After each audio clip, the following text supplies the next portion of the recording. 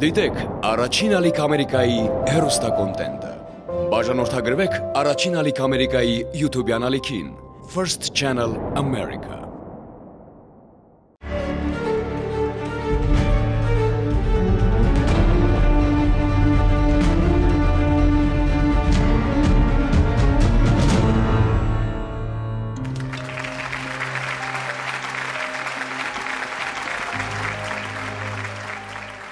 Ողջույն սիրելի հեռուստադիտողներ, սպասիր ինձ հաղորդաշարի հերթական թողարկումն է եթերում։ Հաղորդաշարի մասնակից դառնալու համար պետք է կատարել ընդամենը մեկ պարզ քայլ։ Կարող եք ընտրել առաջարկվող տարբերակներից մեկը, հայտ լրացնել սպասիր ինձի կայքում, զանգահարել կամ գրել էլեկտրոնային փոստի հասցեին։ Ահա այս պարզ քայլն էլ ձեզ կդարձնի մեր նախագծի հայտատու։ Ոմանց համար մեր հաղորդաշարին դիմելը շատ հեշտ ու արագ կայացող որոշում է։ Ոմանց համար սկսել որոնումներ նշանակում է մտովի վերադառնալ անցյալ, վերապրել հույզեր, որոնք գուցե արդեն հանդարտվել էին տարիների ընթացքում, ինչպես նաև հոգեպես պատրաստվել տարբեր ելքերի։ Մենք յուրաքանչյուրին հասկանում ենք ու փորձում ենք մտնել յուրաքանչյուրի դրության մեջ։ Մեկի հետ աշխատում ենք արագ ու թեթև, մյուսի հետ լինում ենք անսահման համբերատար։ Մեր աշխատանքում կարևոր է ականջալուր լինել մեզ դիմաց յուրաքանչյուր մարդու, հասկանալ ու աջակցել նրան որոնումների հետաքրքիր ճանապարհին։ Եթե դուք որոշել եք որոնումներ սկսել, ապա մենք գրկաբաց սպասում ենք ձեզ։ Իսկ այսօր կլսենք այն մարդկանց պատմությունները, որոնք առաջին քայլն արդեն կատարել են։ Դե ինչ, ուրեմն սկսենք։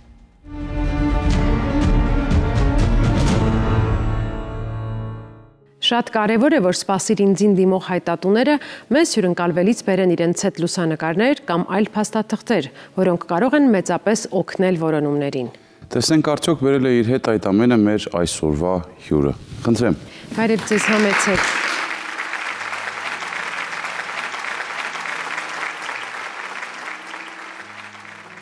Բարև ձեզ, խնդրում եմ ներկայացեք եւ ասեք ում եք փնտրում։ Ես Հասմիկ Գրիգորյանն եմ, փնտրում եմ եղբորս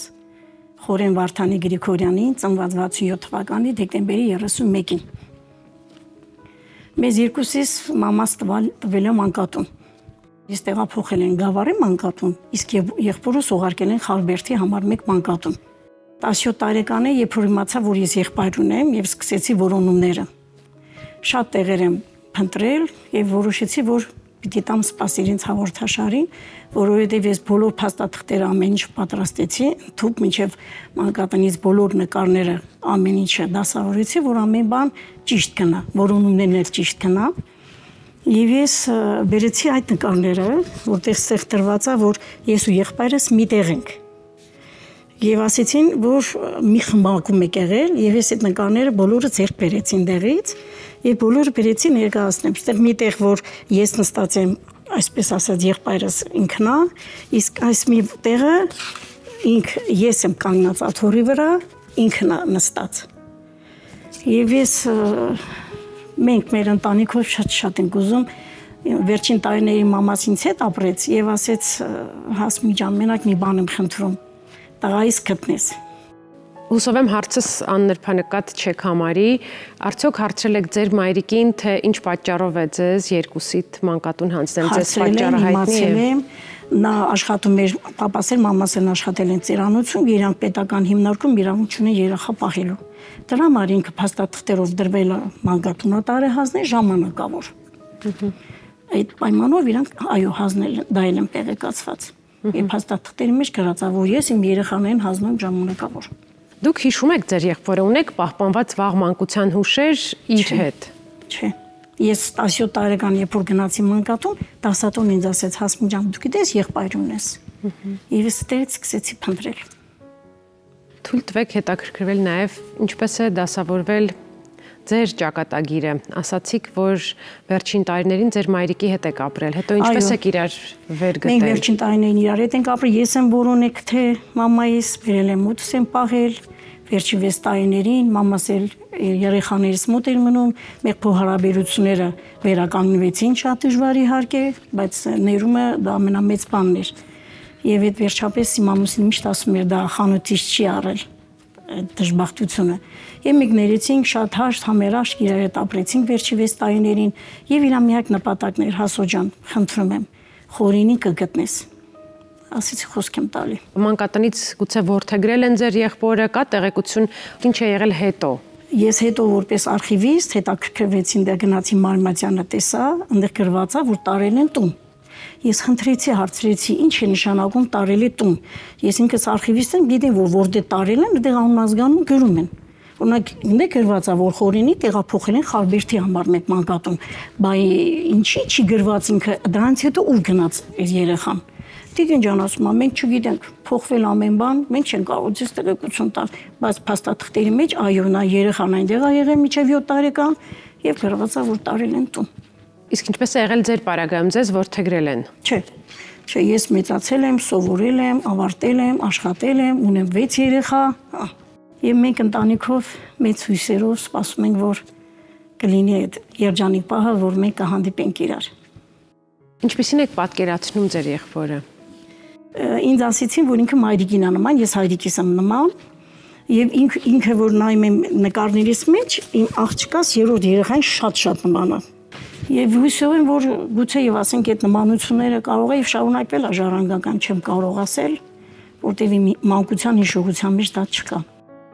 Պատկերացնենք, որ հիմա նա ձեզ դիտում է եւ ուզում ենք, որ լսենք ձեր սրտի խոսքը նրան։ Ես շատ կուզեմ, որ Խորեն ջան, արձագանքես մեզ,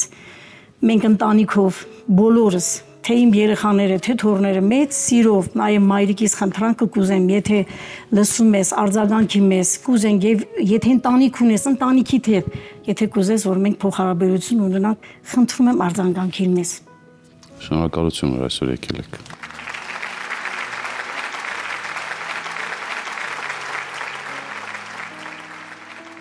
Մեր այսօրվա հյուրն անկեղծացավ հանրային հեռուստաընկերության բազմահազարանոց լսարանի առջև։ Հուսանք հենց հեռուստադիտողների մեջ կգտնվեն մարդիկ, որոնք կկարողանան օգուտ տալ այս որոնումներին։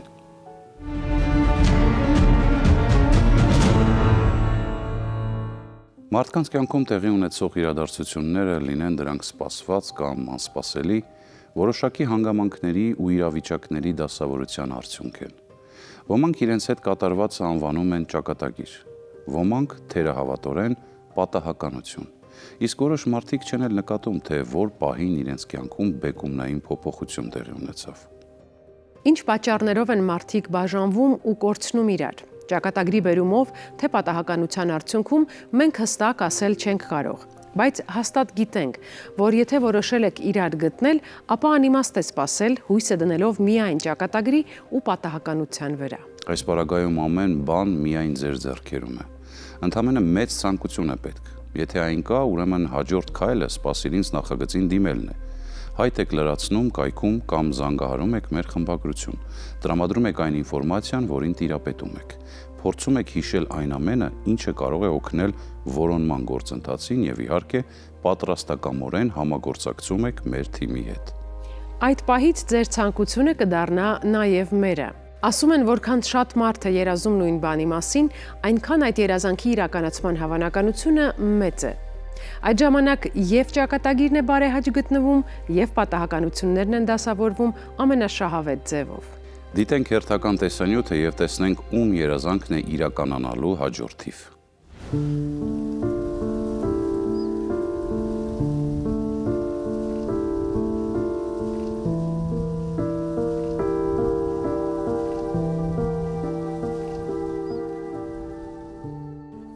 Մանկությունս անցել այս տանը, տատիկիս ու պապիկիս մայից հետո լքեցի այս տունը։ Հիմա երբեմն գալիս եմ օտափոխելու, տունը նայելու, իմ մանկության օջախն է։ Չեմ կարող ստեղից կտրվեմ, մանկությունը, իմ հիշողությունները ստեղի հետ է կապված ընդհանրապես։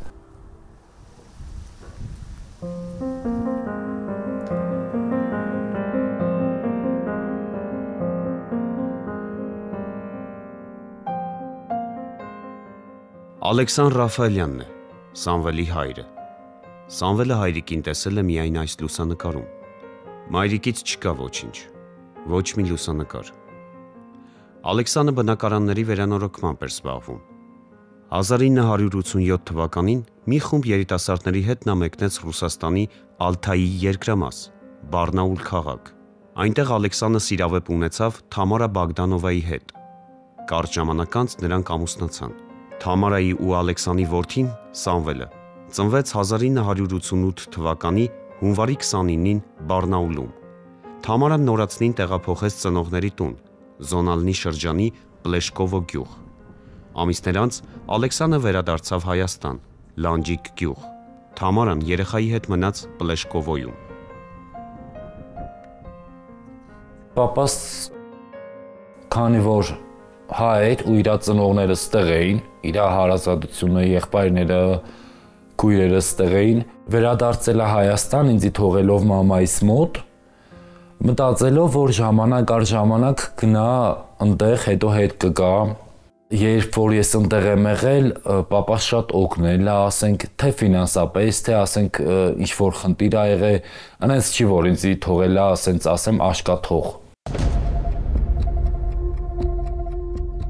Որդի ունենալու մասին Ալեքսանը հարազատներին պատմեց 1988 թվականի դեկտեմբերի 6-ին։ Հարազատները շատ ուրախացան։ Որոշեցին Թամարային որդու հետ հրավիրել Հայաստան։ Զրույցից հետո երեկոյան Ալեքսանը Լանջիկից մեկնեց Գյումրի հարազատներին տեսնելու։ Դեկտեմբերի 7-ի առավոտյան երկրաշարժի ժամանակ տղան բարձրահարկ շենքի 9-րդ հարկում էր։ 11 օր անց Ալեքսանին գտան փլատակների տակ մահացած։ Ալեքսանի մահից հետո տղայի հարազատները մեկնեցին Պլեշկովո գյուղ։ Նրանց հաջողվեց հանդիպել Թամարային։ Գնացել են այդտեղ այդ հասցեով այդ տունը, սկզբից որ մտել են ներս, պապայիս նկարը կախված է եղել, պապիկս ասել է, որ ուրեմն մենք ճիշտ հասցեով ենք եկել։ Խոսացել են մամայիս հետ, մամաս ինձ չի տվել, ասել է, որ դուք երեխուն կտանեք, էլ չեք բերի։ Մամայիս համոզել են, ասել են, որ կտանենք երեխուն, հետո հետ կբերենք։ Բերել են Հայաստան ու չեն տարել։ Մինչև 16 տարեկանը Սամվելը կարծել է, որ իր ծնողները տատիկն ու պապիկն են։ 2004 թվականին Պահարանի դարակներից մեկում նա գտավ իր որդեգրման փաստաթուղթը։ Դրանում նշված տվյալներով Սամվելը սկսեց որոնել մայրիկին։ Բարնաուլ քաղաքում բնակվող մի աղջիկ օգնեց գտնել Թամարային։ 2 տարի շարունակ Սամվելը հեռախոսային կապ պահեց մայրիկի հետ։ Իմացավ, որ նա 2001 թվականին ոստիկանություն է դիմել, փորձել է տղային տուն վերադարձնել, բայց չի ստացվել։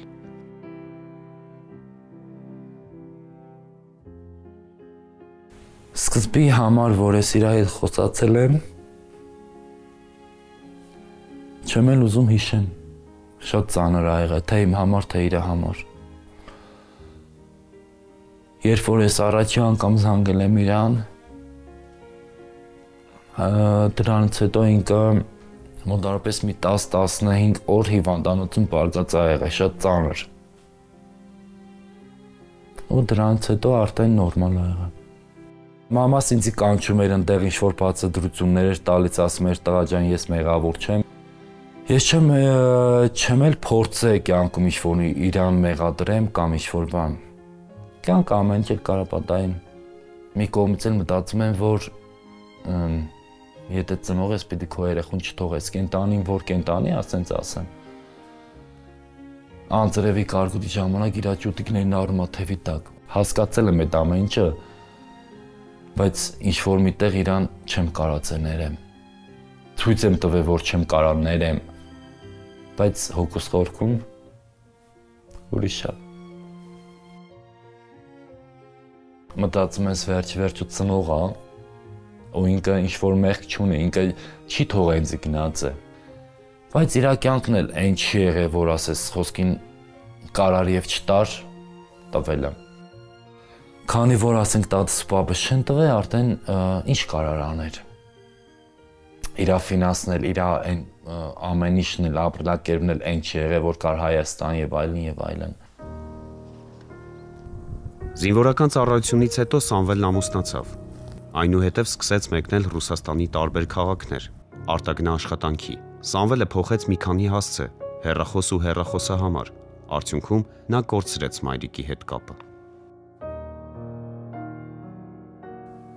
Չեմ ուզում մտածեմ, որ ինքը չի լինի, բայց ավելի շատ հակված եմ այդ տարբերակին, որ ինքը հիմա մահացած կլինի, չգիտեմ խի։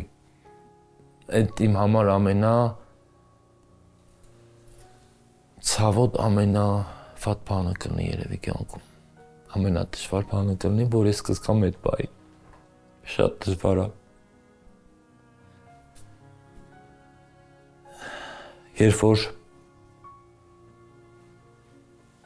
Երբ որ ծնողների չես տեսել, չգիտես ումից ես ծնվել, ասենք մայրդ քեզ լույս աշխարհ ա բերել, բայց հիմա կա, չկա, ուզում ես չէ կյանքում իմանաս ով ա քեզ լույս աշխարհ բերել, ով ա քեզ կյանք տվել։ Գոնե մի անգամ տենաս իրան, գոնե հասկանաս այդ ամեն ինչը։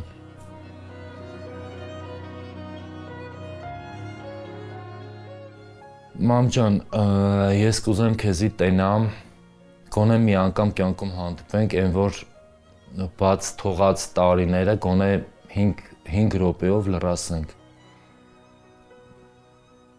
Չեմ կարա ինչ-որ բան ասեմ, հիմա ի վիճակի չեմ խոսամ, բայց ամեն դեպքում մամ ջան, ես քեզի անկախ ամեն ինչի շատ սիրում եմ, դու իմ ծնողն ես, չեմ կարա ուրիշ բան ասեմ, բառերով բացատրելու չի, այդ զգացողությունը, այդ ամեն ինչը չեմ կարա հիմա ինչ-որ բանով բացատրեմ, այդքան բանը։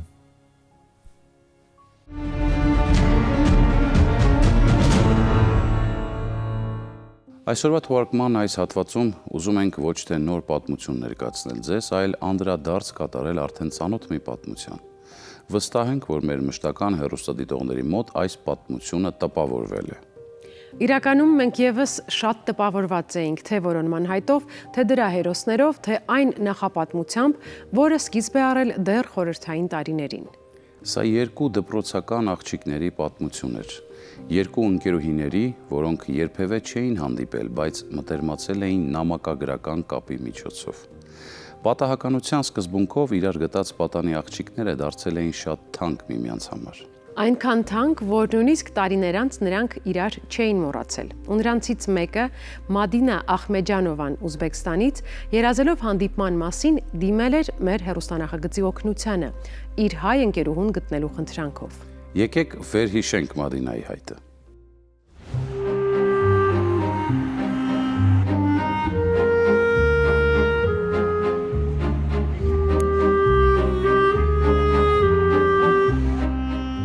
Меня зовут Мадина. Անունս Մադինա է, ապրում եմ հին քաղաքում, Տաշքենդում։ Ես սովորել եմ այս դպրոցում։ Սա էլ իմ դասարանն էր։ Я в этом классе училась. 1975 թվականն էր։ Դասի ժամանակ ուսմասվարը մտավ 7-ի B դասարան։ Ասաց, որ Հայաստանից նամակ են ստացել, որի հեղինակը Տաթևիկ Անտոնյանը Հայաստանից ցանկանում էր ընկերանալ 7-ի B դասարանի այն աշակերտի հետ, որը դպրոցական մատյանում 5-րդ համարն է։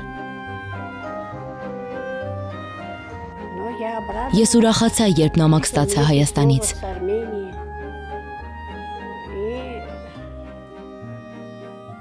Սիրով պատասխանեցի, սկսեցինք իրար նամակներ գրել։ Այն ժամանակ 14 տարեկան էի։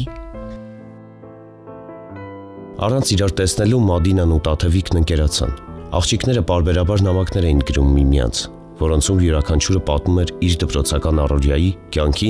եւ երկրի մշակույթի մասին։ Школьное время в Советском Союзе.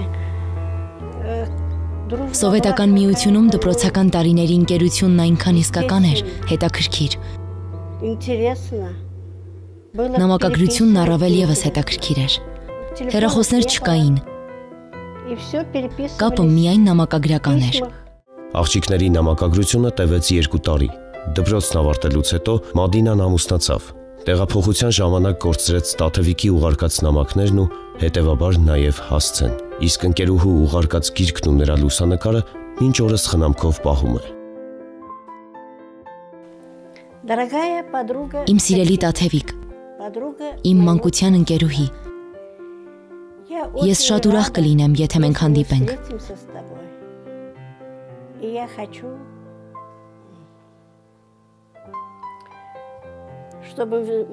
Ուզում եմ, որ այդ հանդիպումը կայանա, որ գրկենք, համբուրենք իրար։ Հիշենք մեր մանկությունը, պատանեկությունը եւ ուրախանանք։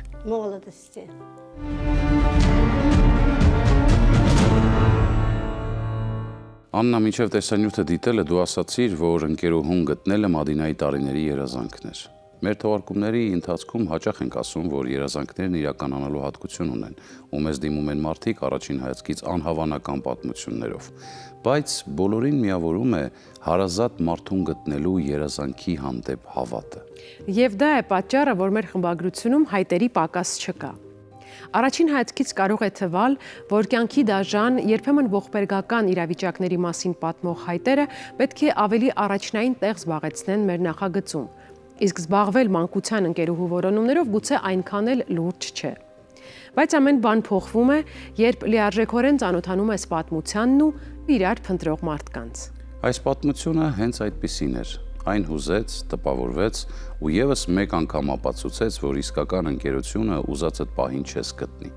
Այն հայտնվում է անսպասելի, կյանքի ինչ-որ փուլում ու այլևս երբեք չի մոռացվում։ Դե իսկ նման ընկերությանը չաջակցելը պարզապես աններելի կլիներ։ Եվ դրանում կրկին համոզվեցինք այն ժամանակ, երբ Մադինա Ախմեջանովան մի կողմ դնելով գործերը, չմտածելով տարիքի եւ հեռավորության մասին, մեր խնդրանքով Երևան ժամանեց։ Ինչպես դա տեղի ունեցավ եւ ինչու, դիտենք միասին։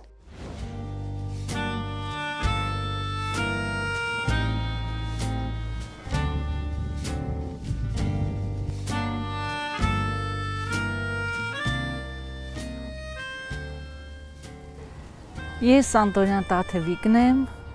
Մադինայի նամակ գրող աշակերտուհին, որին հետ շփվել եմ 2 տարի, 9-րդ դասարանում էինք, նամակներ էին գրում բոլոր դասարանով տարբեր պետություններ, տարբեր քաղաքներ։ Ես գրել եմ Ուզբեկստան, մեր դպրոցի համար հիմա չեմ հիշում, սովորել եմ Զովունիի դպրոցում, ուղարկել եմ 9-րդ B դասարանի 5-րդ համարին։ Նամակը գնացել է ու պատահական ընկել է Մադինային։ Ուղարկելուց հետո մի ամիս հետո ստացա պատասխանը ու ինքն էլ նույն ձևի գրել էր, որ ես էլ այս դասարանի 9-րդ դասարանի 5-րդ համարում եմ ու անունս Մադինա է, ազգանունը չեմ հիշում։ Նամակը որ գրում էինք,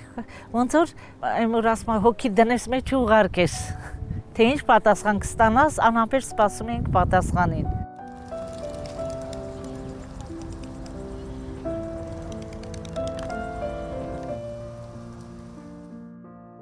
10-րդ դասան ավարտելուց հետո կապը կորավ, էլ նամակ չեն գրել, թե կապը կտրվեց իրա կողմից, թե իմ կողմից էլ չեք շփվել։ Տաթևիկին սպասում ենք տաղավարում մեր, համեցեք Տաթևիկ։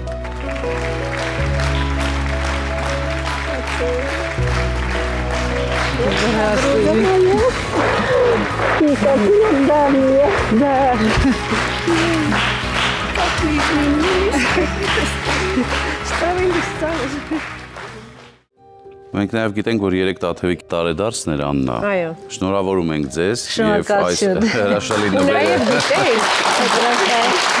Ու նաև գիտենք, որ Տաթևիկը չի կազմակերպել ոչ մի տոնակատարություն, որովհետև գիտեր, որ այսօր կայանալու է հանդիպումը, որպեսզի տիկին Մադինան ներկա գտնվի այդ արարողությանը հենց այսօր։ Դուք այսօր հրավիրված եք տարեդարձի։ Գնալու ենք ռեստորան։ Շնորհակալություն։ Շնորհակալություն, ոգաչափ շնորհակալ եմ։ Ողջ ընկերուհուց շատ շնորհակալություն։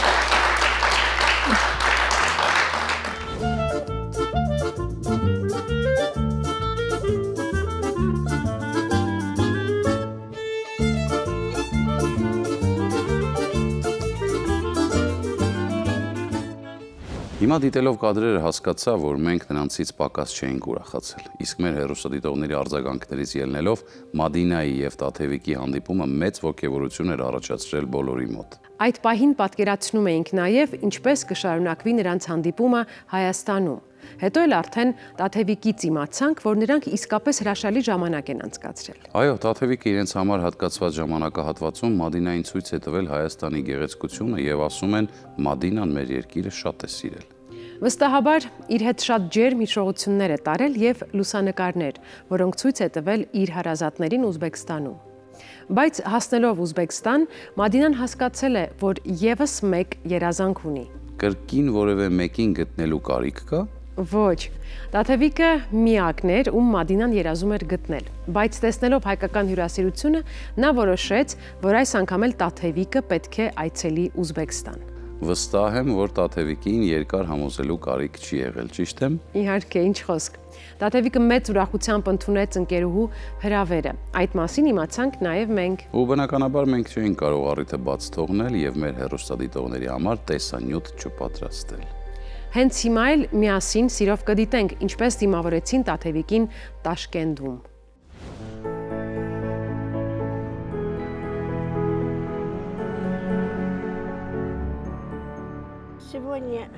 Այսօր ինձ համար ուրախ օր է։ Իմ ընկերուհին Տաթևիկը ինձ Երևանից հյուր է գալիս։ Իմ Երևանից տուն վերադառնալուց հետո մենք շփվել ենք, զրուցել, տեսնվել։ Ես Տաթևիկին անընդհատ հրավիրում էի այստեղ, որ նա տեսներ մեր արևոտ Տաշքենտը։ Վերջապես նա ինձ հյուր կգա։ Այս հանդիպմանը պատրաստվելիս անհանգստանում էի։ Ուրախանում էի և սպասում։ Հիմա էլ շատ եմ հուզվում նրան սպասելիս։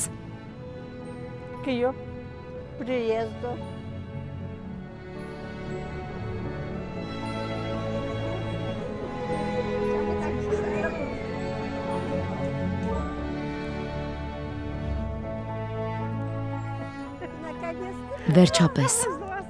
Բարև։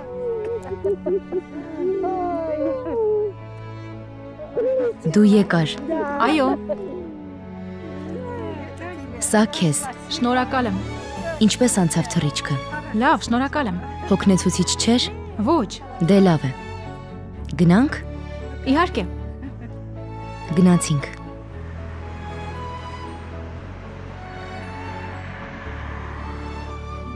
Սրտատորով սպասել եմ այսօրվան, եկել հանդիպել եմ ձեզ։ Վերջապես հանդիպեցինք։ Իմ երազանքը կատարվեց։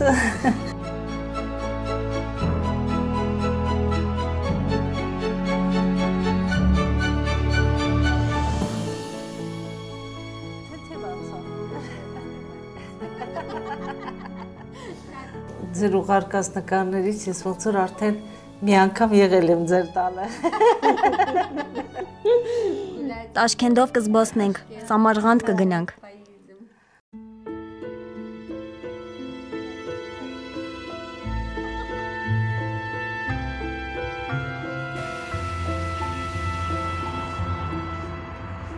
Հիսուն տարի առաջ գրված մեր նամակները, ընկերությունը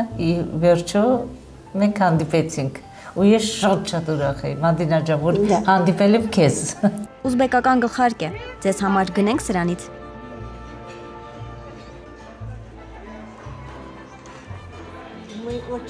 Մենք ուրախ ենք, որ այս անգամ դու ես մեզ մոտ Ուզբեկստան եկել։ Մենք քեզ ցույց կտանք երկիրը, կծանոթացնենք ազգային խոհանոցին։ Շատ ուրախ եմ, որ հասել եմ Տաշկենտ, Մադինա։ Ով կմտածեր, որ 50 տարի անց կհանդիպենք։ Ծանոթացել ենք 14 տարեկանում։ Ոչինչ, ուշ լինի։ Ով կպատկերացներ։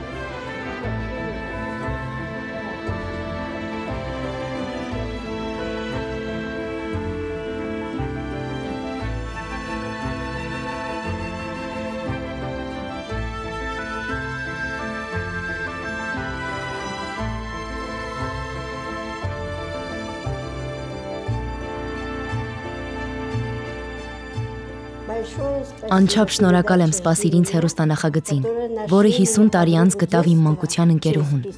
Ես շատ ուրախ եմ։ Դուք էլ կգտնեք ձեր հարազատներին։ Մի հուսահատվեք եւ փնտրեք։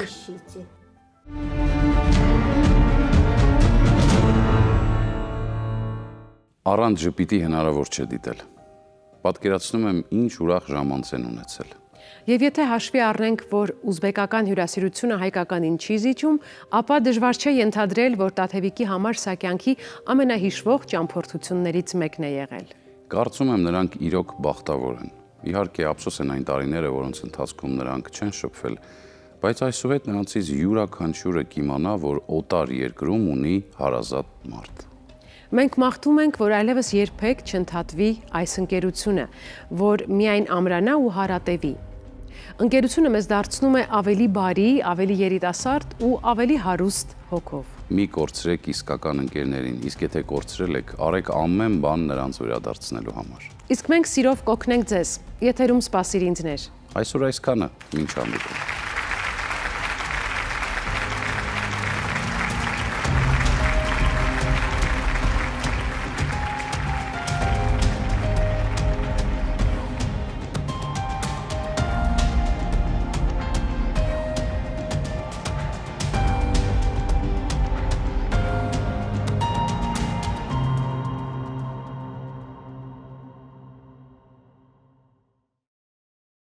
Դիտեք Առաջին ալիք Ամերիկայի հեռուստակոնտենտը։